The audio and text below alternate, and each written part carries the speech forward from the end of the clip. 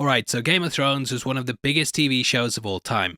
It had a massive cultural impact, and the success of House of the Dragon shows just how many people were invested in the series when it originally launched. Looking back at the show, there's one major moment in it that I think completely changed television, and that is the Red Wedding.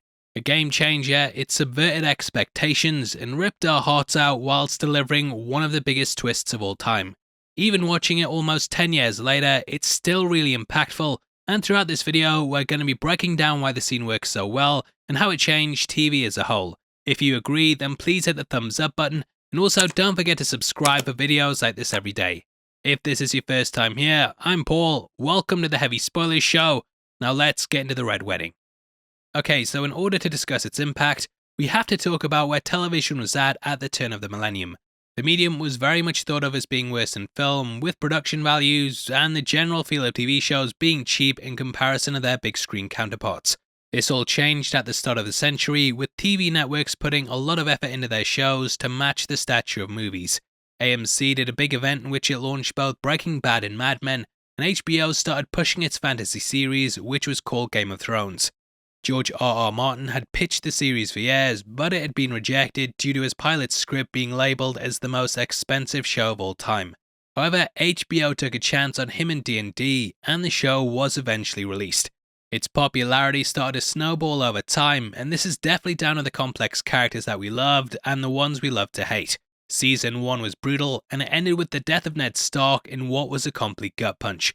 Rarely had we watched a protagonist be killed off like this, but in his wake we were left following his wife and children as they set out for revenge. The Lannisters were complete pieces of shit, and the family were inbred like yeast, which made them easy to hate. For months and months we watched Robb Stark slowly mount his quest for revenge with his family, and it would be difficult for anyone not to get invested in him. Against all odds, he won battle after battle, and this underdog story was easy to become attached to. Now for decades we've been trained by Hollywood to expect stories like this to go a certain way. We have our clearly defined heroes and villains, and a beginning, middle and end that builds towards a showdown. Now if you'd ask someone at the time what Game of Thrones was about, they probably would have said at its core it's basically the Starks versus the Lannisters. Sure, there's the White Walkers, the storyline with Dany, but these two sides were the major driving points early on. Because of this structure, it was easy to get caught up in believing that we were heading towards a major showdown between the two houses. Every time they took a shot against a Lannister, it felt like a win for us too, and Robb also found love with Talisa. The pair were married, and she fell pregnant, making it seem like we were going to get a happy ending after the death of our hero Ned. It felt like the show was just setting up for a major Hollywood ending, but this was all ripped away at the Red Wedding. And the first brilliant thing that they do is they set this event in episode 9. This isn't the season finale, and because of this, you're lured into thinking that the wedding will happen. We'll get a slow-paced episode that sets up things for the finale, and that will be where it all goes down. Robb had been building towards a big battle with the Lannisters, and it just made sense that it would take place in episode 10. For decades, this is how TV worked as well. Most of the time when budgets were set out, the first episode would be where the majority of the money went, with it also being poured into the finale. Most of the entries in between this didn't have the amount given to them that these two episodes did, and therefore audiences just expected these to be run-of-the-mill. Since the arrival of the Red Wedding, we've seen how several shows have flipped the script a bit, and actually put their big events before the finale, which I believe this series set the tone for. Ned also died in the episode before the ending, and it seemed like a formula they crafted for success to ensure people would come back for the next episode. This is seen from the opening of the entry, which starts off pretty simple. Robb stands with Catelyn looking over a map in order to plan out an attack that we are supposed to assume will happen in episode 10. This is to take Tywin Lannister's castle, who at this point is one of the big bads. Catelyn says, "Show them how it feels to lose what they love." And it very much sets a stage for what we think is going to be preparing the next episode. From here we go to Walder Frey, who feeds the Starks and their forces. This shows friendship, and the food is passed around, cementing how they all eat from the same plate, hammering home the idea of trust. This of course subliminally makes us get lured into a false sense of security, much like the characters. Frey parades his daughters out there like some medieval take me out, and he reminds Robb of the word that he ended up breaking. One of these women were meant to be queen, but Robb went back on the deal. After giving a YouTuber level apology for breaking his word, it seems like all is forgiven, and Edmure marries Roslyn. There's a great line that foreshadows what's to come, and it sets up the eventual path of the episode. The wine will flow red, and the music will play loud, and we'll put this mess behind us. Now interestingly, the title of the entry gives away the ending, and if you looked at this beforehand, then it might clue you into the twist. Called The Reigns of Castamere, this is a famous tune in the Song of Ice and Fire that celebrates how the Lannisters destroyed the House of Rain when they dared to rebel against them. The song is also played at the wedding, and this happens when the tune changes to signal exactly what's going on.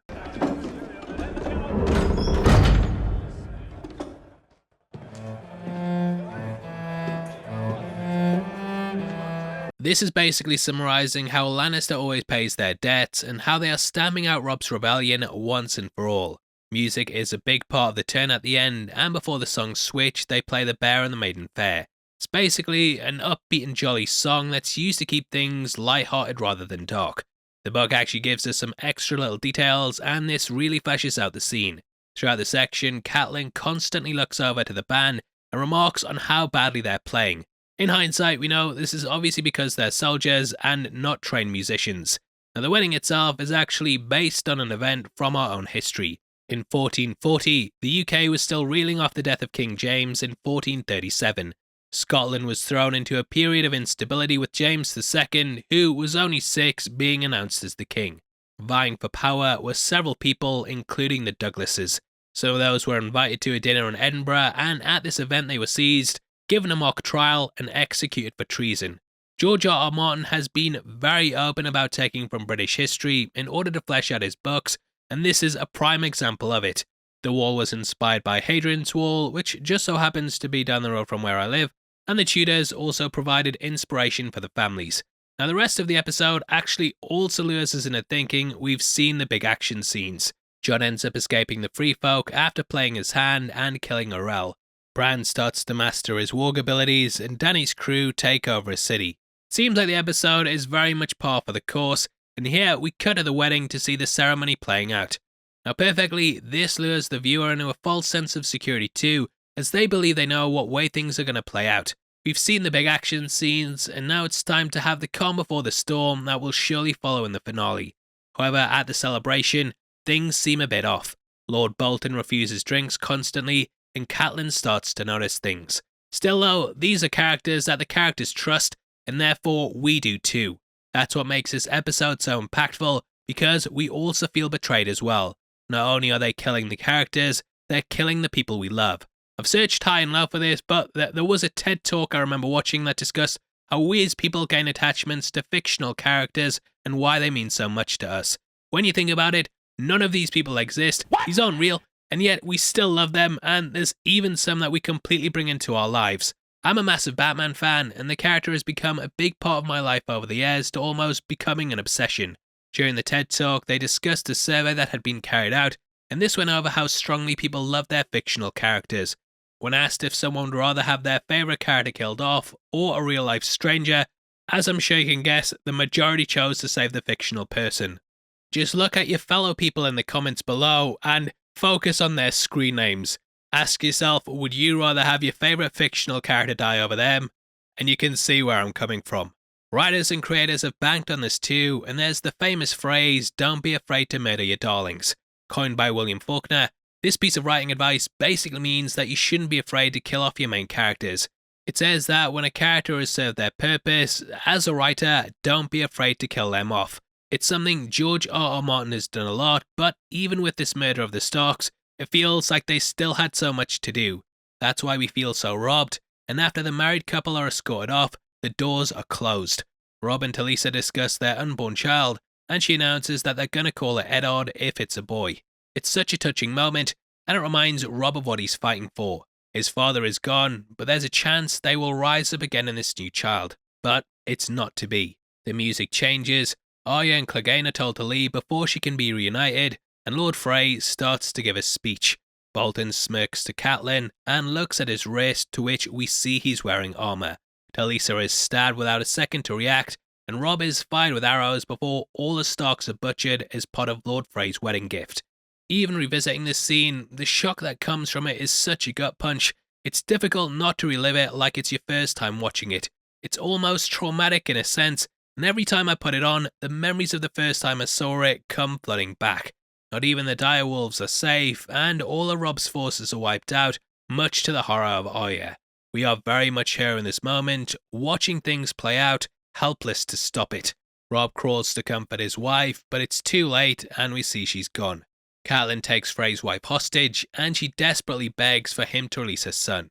She's very much echoing the words of the audience, who are pleading that he at least makes it out of there.